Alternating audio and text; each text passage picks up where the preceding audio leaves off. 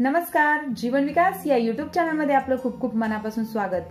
Friends, आज मी एक नवीन घरगुती उपाय घेऊन आले आहे। फ्रेंड्स, हा जो उपाय आहे तर तो तुमच्या सर्दी खोकला आणि तापवरती अतिशय रामबाण असा उपाय आहे।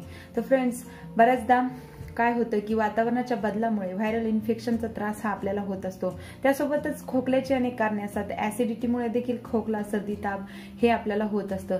तर फ्रेंड्स, हा कुठल्याही कारणामुळे तुमचा कोरडा खोकला असो, फ्रेंड्स तुमचा कसलाही खोकला असो, कोरडा खोकला असो किंवा कफाचा खोकला असो, कसलाही खोकला या रामबाण उपायाने दूर होणार आहे। तर फ्रेंड्स, हा जो काढा दिसतो आहे तर तो काढा कोणकोणत्या पदार्थांचा बनवला आहे? तर फ्रेंड्स, हा जो काढा आहे तो काढा कोणकोणत्या पदार्थांचा बनवलेला आहे याबद्दल माहिती या व्हिडिओमध्ये पाहणार आहोत। परंतु तत्पूर्वी फ्रेंड्स, तुम्ही जर माझ्या चॅनलला सबस्क्राइब केलं नसेल तर माझ्या चॅनलला सबस्क्राइब जरूर करा। सोबतच नवनवीन व्हिडिओच्या माहितीसाठी बेल आयकॉनवरती क्लिक करा। फ्रेंड्स, तुम्ही माझ्या व्हिडिओला लाईक जरूर करा, कारण तुमची एक लाईक मला नवनवीन माहिती तुमच्यापर्यंत पोहोचवण्यासाठी प्रेरणा देत असते। तर फ्रेंड्स, कृतीला सुरुवात करूया। तर त्याआधी आपण साहित्यांची ओळख करून घेऊया। या काढ्यामध्ये आपण कोणकोणते साहित्य वापरलेलं आहे? तर फ्रेंड्स, या ठिकाणी आपण या काढ्यामध्ये वापरलेला आहे सर्वात प्रथम गवती चहा, 4 ते 5 काळा मिरी, 5 ते 6 तुळशीची पाने, अद्रक, ओवा आणि गूळ। या 5-6 वस्तूंच्या मदतीने आपण हा काढा तयार करणार आहोत। तर फ्रेंड्स, हा काढा करण्यासाठी आपण या वस्तू का घेतल्या आहेत? तर या सर्व वस्तू आपल्याला सर्दी खोकल्यावरती अतिशय परिणामकारक ठरत असतात। तर फ्रेंड्स, या ठिकाणी गवती चहा आपण घेतलेला आहे।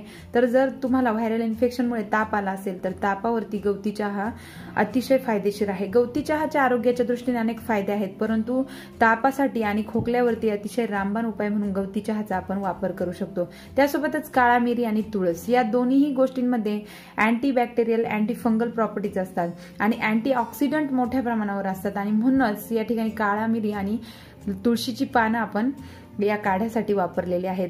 त्यासोबतच आल्यामध्ये अँटी इन्फ्लेमेटरी प्रॉपर्टीज असतात, त्यासोबत अँटी फंगल, अँटी ऑक्सिडंट सुद्धा मोठ्या प्रमाणावर असतात आणि त्यामुळे आल्याचा जर वापर आपण या काढ्यामध्ये केला तर आपल्याला जो घशाची खवखव आहे किंवा खोकला आल्यामुळे घशाला त्रास होतो, घशात इन्फेक्शन होतं, तर ते इन्फेक्शन दूर करण्यासाठी आलं मदत करणार आहे। आणि फ्रेंड्स, गूळ या ठिकाणी आपण घेतलेला आहे। बऱ्याच जणांना काढ्याची चव आवडत नसते किंवा लहान मुले असतील तर काढा हा घेत नाहीत, तर चव म्हणून तुम्ही गूळ त्या ठिकाणी ऍड करू शकता।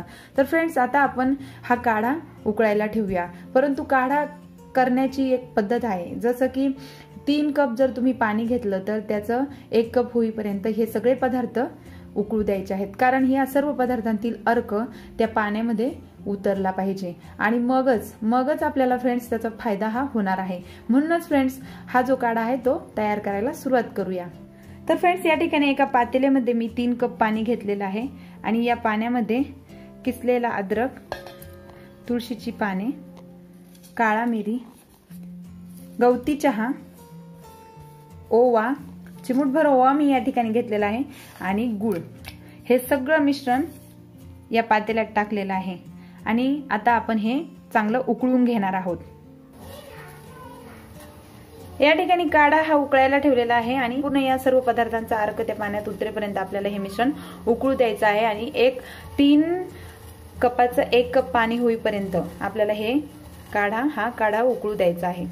फ्रेंड्स, या ठिकाणी आपला काढा हा उकळून झालेला आहे आणि वनस्पतींचं सर्व हे जे सर्व पदार्थ आहे त्यांचा अर्क चांगल्या पद्धतीने त्यामध्ये उतरलेला आहे। तर आता हा काढा आपण गाळून घेणार आहोत। फ्रेंड्स, या ठिकाणी मी हा काढा गाळून घेतलेला आहे। तर हा जो काढा आहे तो आपल्या सर्दी खोकल्यावरती आणि व्हायरल इन्फेक्शन पासून बचाव करण्यासाठी अतिशय रामबाण असा उपाय ठरणार आहे। तर मग फ्रेंड्स, हा काढा तुम्ही 3 दिवस कंटिन्यू सकाळ संध्याकाळ 2 टाइम घेऊ शकता। त्याचा तुम्हाला नक्कीच फायदा होणार आहे। 3 दिवस तुम्ही सेवन केलं तर 3 दिवसात तुमचा जो काही सर्दी खोकला, कोरडा खोकला, कफाचा खोकला, कसलाही खोकला असो तो सर्व खोकला दूर होणार आहे। कुठल्याही प्रकारचा खोकला हा दूर होणार आहे। तर मग फ्रेंड्स, या काढ्याचा वापर करा आणि सर्दी खोकल्याला बाय बाय करा। पुन्हा भेटू नवीन माहितीसह नवीन व्हिडिओ घेऊन। तोपर्यंत धन्यवाद।